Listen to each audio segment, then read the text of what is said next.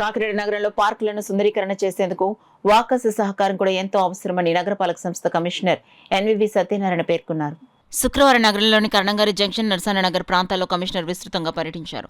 ఈ సందర్భంగా రోడ్లపై ఉన్న అక్రమ నిర్మాణాల ఆక్రమణలను తొలగించేందుకు టౌన్ ప్లానింగ్ అధికారులకు ఆయన ఆదేశాలు జారీ చేశారు. ప్రజలకు ఇబ్బందులు కలగకుండా రహదారులు విస్తృతంగా స్వచ్ఛంగా ఉండేలా చర్యలు తీసుకోవాలని సూచించారు. అనంతరం నరసన్ననగర్లోని బాబు జగజ్జీవన్రామ్ పార్కును కమిషనర్ సందర్శించారు. పార్కులో వాకర్స్ను కలుసుకుని అక్కడ సమస్యలను అడిగి తెలుసుకున్నారు. పార్కు నిర్వహణపై వారి అభిప్రాయాలను తెలుసుకుంటూ అవసరమైన సదుపాయాలపై చర్చించారు. ఈ సందర్భంగా కమిషనర్ మాట్లాడుతూ పార్కు ఎంతో చక్కగా ఉందని, నిర్వహణ సంతృప్తికరంగా ఉందని తెలిపారు. పార్కును శుభ్రంగా అందంగా ఉంచుతున్న వాకర్స్ను ప్రత్యేకంగా అభినందించారు. ప్రతి రెసిడెన్షియల్ వెల్ఫేర్ అసోసియేషన్ తమ కాలనీలో పార్కుల అభివృద్ధి, సుందరీకరణలో భాగస్వాములు కావాలని సూచించారు. పచ్చదనం పెంపొందించడంలో, పారిశుద్ధ్యాన్ని కాపాడటంలో స్థానికుల భాగస్వామ్యం కీలకమన్నారు. కార్యక్రమంలో deputy executive engineer Maccharao, water works DEE D Lakshminarayana, sanitation supervisor Naidu, SP Mala, corporation director Kollabathula Apparao, Konala Krishna, మాగప్ Mahesh, Srinu, Madhu, సచివాలయ సిబ్బంది తదితరులు పాల్గొన్నారు. అదేవిధంగా ఇక్కడ మనకి ప్రెసిడెంట్ మన పడవరు కానీ ఇతర నాయకులంతా కూడా కలిసికట్టుగా పనిచేసి with in span of 2 days లో అంటే ఈ ట్రీకి ఒక వయసు ఏర్పాటు చేసినట్టయితే పార్క్ ఇంకా బ్యూటిఫుల్ వస్తుందని చెప్పాము. దానికి వాళ్ళు అంగీకరించి యూత్ పర్సన్ అంతా కూడా దానికి గడ్డకి అంగీకరించేందుకు వారికి ప్రత్యేకమైన ధన్యవాదాలు.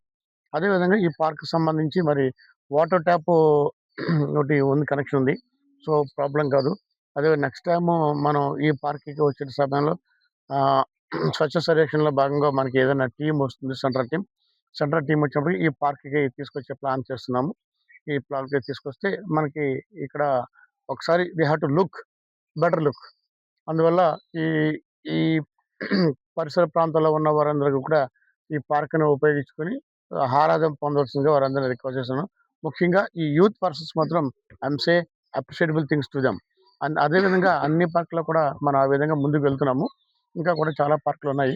ఆ పార్క్లో కూడా మరి పర్సన్స్ కొంతమంది ముందుకు వచ్చి ఆ పార్క్ని తీర్చిదిద్దడంలో భాగంగా వారు కూడా కొంత సహకరించినట్టయితే ప్రభుత్వం కూడా కొంత మనకు సహకరిస్తుంది.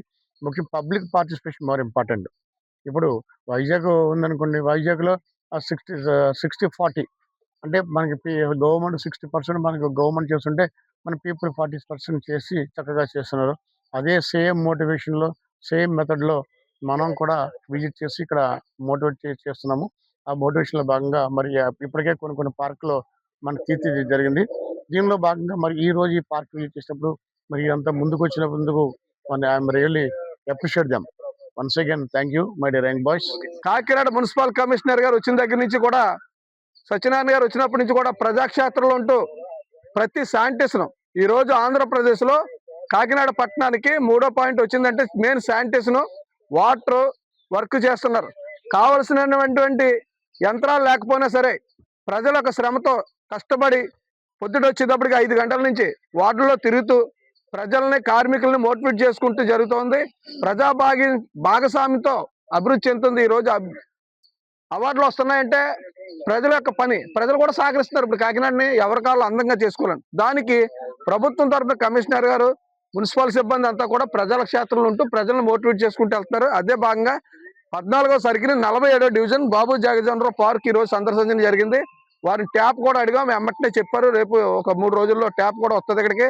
అలాగే ఈ చెట్లకి మొక్కలు వేసుకుని ముందు మీరు భాగస్వామ్యంతో ముందుకెళ్ళండి అని చెప్తూ ఇక్కడ స్పోర్ట్స్ మెన్ వీళ్ళందరినీ ప్రోత్సహిస్తూ ముందుకు నడిపిస్తున్నందుకు ఒకసారి కాకినాడ పట్టణ నగర కమిషనర్ గారికి కూటమి ప్రభుత్వం తరఫున నగర ఇద్దరు ఎమ్మెల్యేల ద్వారా కూడా కష్టపడి ఎంతో కృషితో ఈ యొక్క నగరాన్ని ఆహ్లాదకరమైన నగరంగా, స్వర్ణాంధ్రప్రదేశ్ గా, స్వచ్ఛ కాకినాడగా తీర్చిదిద్దడంలో భాగస్వామ్యం అందరికీ కూడా ప్రత్యేక ధన్యవాదాలు తెలియజేస్తాను.